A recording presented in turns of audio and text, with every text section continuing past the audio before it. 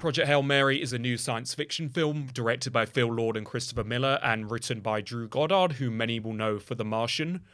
A lot of hype leading into this one, and, I go back and forth on the sci-fi genre. I mean, I do love Interstellar, but it's not always my favorite. I feel like within that genre, something has to really stand out to catch my attention. I think to start with the positives, because there are a lot in this film, I thought the production design was great, and some of the visuals, which really, this caught me off guard, I thought within mostly the second half and bits of the third were fantastic. Like, once Ryan Gosling's character gets into space, like, God, there are some gorgeous visuals. Which were very experimental, and I really was not expecting that. And one other thing I liked about this film, in terms of the comedy, even though it was quite broad, it interestingly felt like a cartoon. I mean that as a compliment, because Phil Lord and Christopher Miller did Cloudy with a Chance of Meatballs. I think one of them they co-wrote on one of the Spider-Verse films. And I felt that, and a lot of it was very slapstick comedy, kind of like Charlie Chaplin-esque. And it felt like a cartoon. Did you find that like in a good way? Though? Yeah, I think I just take that in the sense that it's a very unserious movie.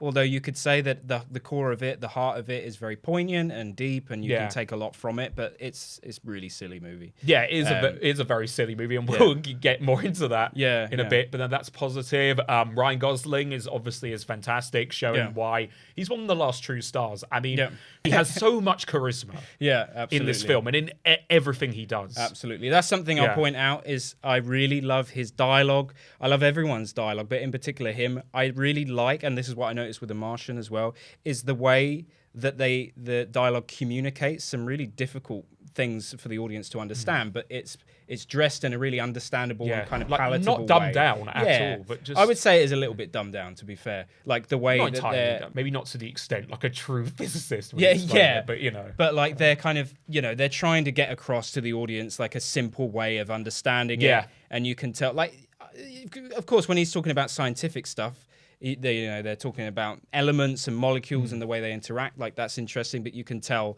that it's designed to be palatable for anyone to enjoy. You don't have to be a fucking rocket scientist to understand it, which is something I liked about The Martian, because it makes the whole idea of sci-fi films just more like plausible and also just more interesting and enjoyable for me. I'm not a massive fan of those kind of movies where in space where you could argue like Nolan-esque dialogue. Where they're like, I wonder if you'd like Interstellar, because I don't know if that necessarily. It's like you can follow it, but it doesn't necessarily hold your hand with some of the scientific stuff, as Nolan often doesn't. But no, absolutely, that is true. I also like, and this is another thing going back to The Martian, is I like how it makes the genre more human. Like the writers like to show the flaws in these characters, and also I really like how it explores like the DIY side of it, like when he's like creating things in the spaceship and stuff like with his hands, like with just bits and pieces that's found on the spaceship.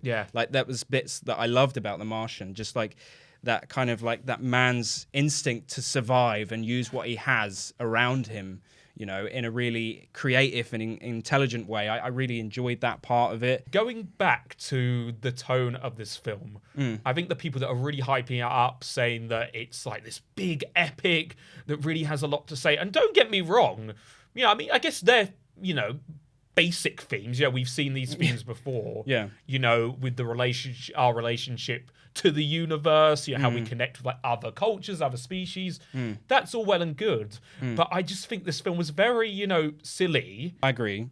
I think it is ridiculous.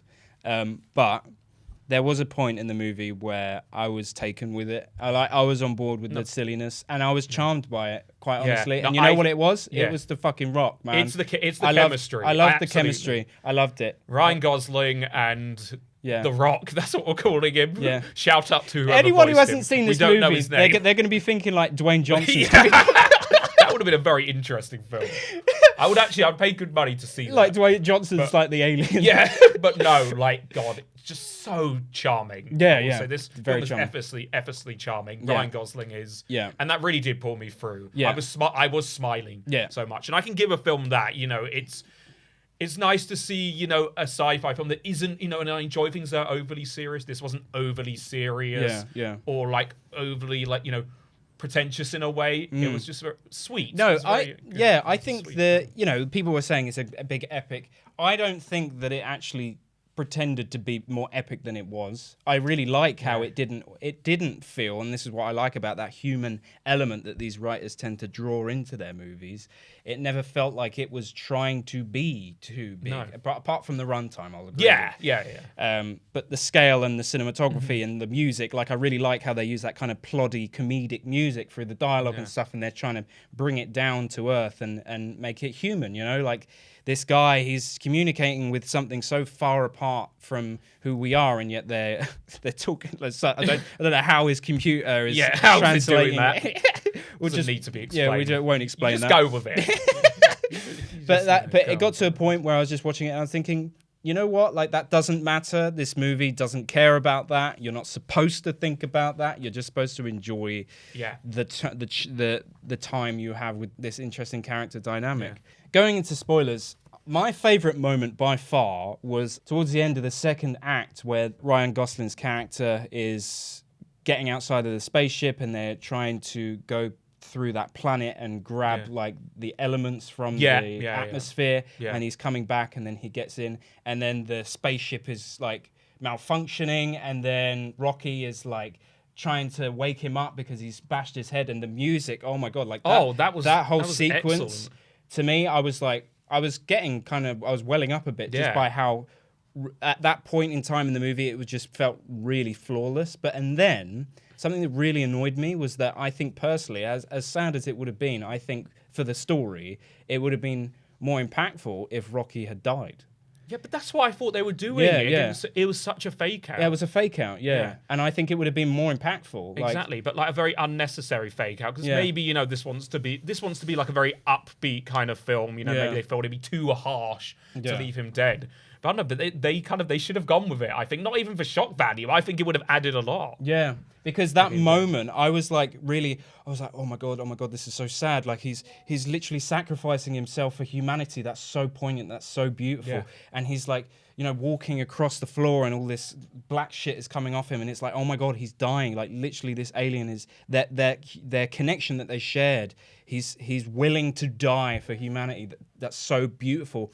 And then it cuts away, and then there's that jump cut, which back to like on Earth, which really really took me out of that really beautiful, poignant moment. It should have continued. Yeah, that. It was just like, eh? Yeah, it was like, why are we showing this? Well, like that, I was so with that scene, and then suddenly it's just we're back somewhere else, and then we're taken back, and then suddenly like. We know straight away that because of how much they're focusing on Rocky's dead, lifeless body, we know at some point he's going to come back. And it just felt formulaic in that sense. Yeah. I felt like it would have taken a bigger risk, but paid off massively by actually killing it. Yeah. I don't know how, granted, I don't know how that story would have then panned out in that way, but I do think that the way it ended was ridiculous. The way he's kept on that planet in that kind of biodome, and then he's like teaching the Rocky little alien kids. Yeah, and it's like they remind him of home. That was a bit ridiculous. Another issue I had was the B plot, set on Earth. Right. You can argue it would have added, more fat to the story. Not that it was overly complex, it probably wasn't needed. Yeah. All the stuff, with Sandra Hüller, who is a fantastic actress. Sandra Hüller, I wanted to give her a shout out. She's amazing. She's an excellent actress. She really is, just in everything. I just felt like that stuff was a bit quite an afterthought. Yeah. And it wasn't really explored, just like the the bureaucracy of it. Yeah. And like why they're doing this. I mean, maybe it's not the focus of the story. Yeah. But it was like it was a detour. Mm-hmm. Like towards the end, when they would cut back to it, it was like a cliff note. I was like, I don't need this. I saw it more as though it was following along with him slowly recollecting moments from the past. It felt like it was always linked to maybe he blacks out in that time period, and then you're cutting back. So it's like he's slowly picking up on those memories. Yeah, but then the problem I had with that is that often these memories, it was just exposition. It repeated what we would already infer. Yeah. Or what you already knew. Right. And it's just a shame because Sandra Hüller is like so fantastic. Like, for example, when they're like at the the station and like that power plant, I can't remember, the building exploded. Yeah. I mean, maybe it just links to him remembering a traumatic event. Yeah. But I don't know. I wanted like, more of an explanation on that. Yeah. Yeah. Like, why that? I don't know. Why was that like in there? Yeah, it just felt like a bit of a detour. And then what did you? Oh, you're going to say what did you think? Yeah, what did you think of her singing Harry Styles and the bar? That was bizarre. I thought like what was because she was singing to him. Yeah, she was singing to Grace. That's his that's his name. She was singing to him as if there was some kind of romantic connection between. Did you pick up on that? I felt like at points they were maybe hinting at it, but it just never went anywhere. Yeah, like because she was kind of singing to him to say. Because you could take it as quite a poignant moment in another movie. Like, because it's like they are all there and they all kind of know they're going to die. And she's singing to him to kind of say, don't worry. Or and it's like quite, Sign of the Times is quite a hopeful song. Yeah. So I guess it makes sense, but it just felt very bizarre and out of place. Yeah, like I didn't know much about her. And yet we were shown so much of her. It was weird. Yeah. Yeah. Really weird. But no, that very much, like, I often found... It took away from the real meat of this film, which is where it really shined. Like, all the stuff on that ship, it's so charming. Yeah. I was really enjoying it. I think maybe if it was if it wasn't cut up so much, like maybe if they have a long stretch of the before stuff and then they go back to the after, or vice versa. So instead, it doesn't feel like, because exactly like you just said, like that moment in particular where I was so kind of in sync with it, and then it cuts back. It really kind of took away from the experience massively. And the reason why I also definitely prefer The Martian to this movie is that it almost felt like not enough things were going wrong. Do you know what I mean? Like with The Martian, he constantly has setbacks throughout the movie that are really unpredictable and moments that you would never expect. Like the crops that he's growing but they die, don't they? They explode and stuff, and it sets him back, or maybe a piece of machinery doesn't work and it sets him back and he's got to go back to the drawing board.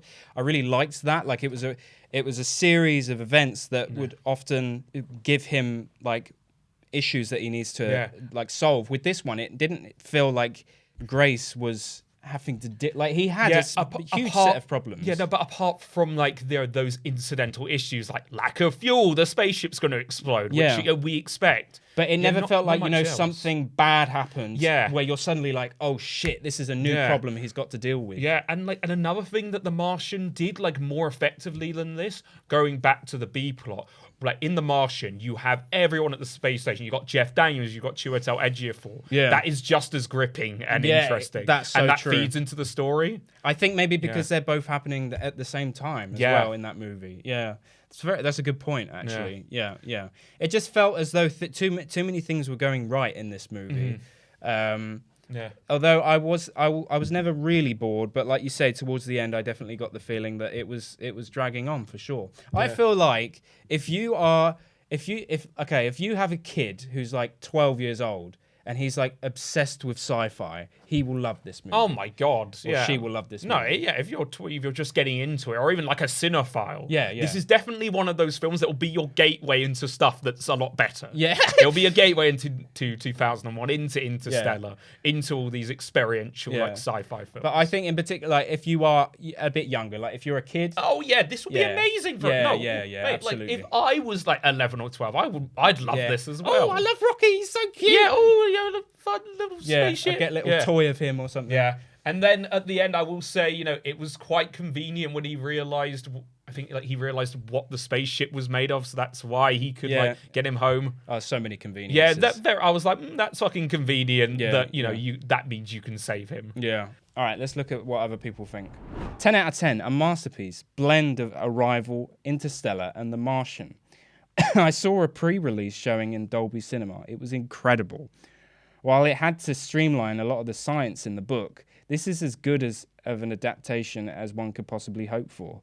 The breathtaking cinematography by Greg Fraser and fantastic performance by Ryan Gosling cement it as one of the sci-fi greats. Yeah, huge hyperbole. I wouldn't put this on the level of The Martian. Definitely not Interstellar or Arrival. I suppose having read the book, maybe I could imagine it probably is quite similar to the book. So you could have big respect for the way that it adapts it, I guess, But in terms of movies, it's completely different, isn't it? Putting them on the same par. Let's pump the brakes a bit on the hype. I had heard all kinds of great things online about this movie. There was even the occasional one of the greatest movies ever gush. I'm old enough to have been let down by such praise more than once, but I'm always happy when I find that praise to have been warranted. Yeah, that's another thing. Like, not to say like that it's not great when like a really excellent movie comes out and it doesn't warrant like praise. Like that's great, But I feel like people who are the younger generation tend to have that recency bias problem. And I think that's just because they've seen less movies, In this case, I just wonder if some of those who have been awestruck by this movie just haven't been around that long. Oh, there you go. Yeah.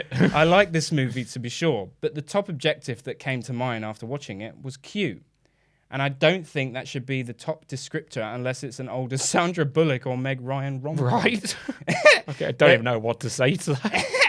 There was nothing unusually impactful about this movie other than the physical nature of the alien. It's a fairly straightforward story of learning about something entirely unlike oneself, developing a relationship and self-sacrifice where everything ends up good in the end. Yeah, but again, I don't think it was trying to be anything more than that. Yeah. Which is, it's nice in a way. Again, it's just, these are like important themes. They're not wholly original. Yeah. Or maybe like that deep because we have seen them, in science fiction and throughout like many different stories. Yeah, I agree. I feel like maybe it's because of where it was released at this point in time, because I feel like there is such a dearth of traditional storytelling, like where it is a simple narrative. It's a simple, well-told narrative with straightforward archetypes, straightforward, morality. It's not painting a grey area or difficult to unpack themes or anything like that. It's just a straightforward moral tale. That's it.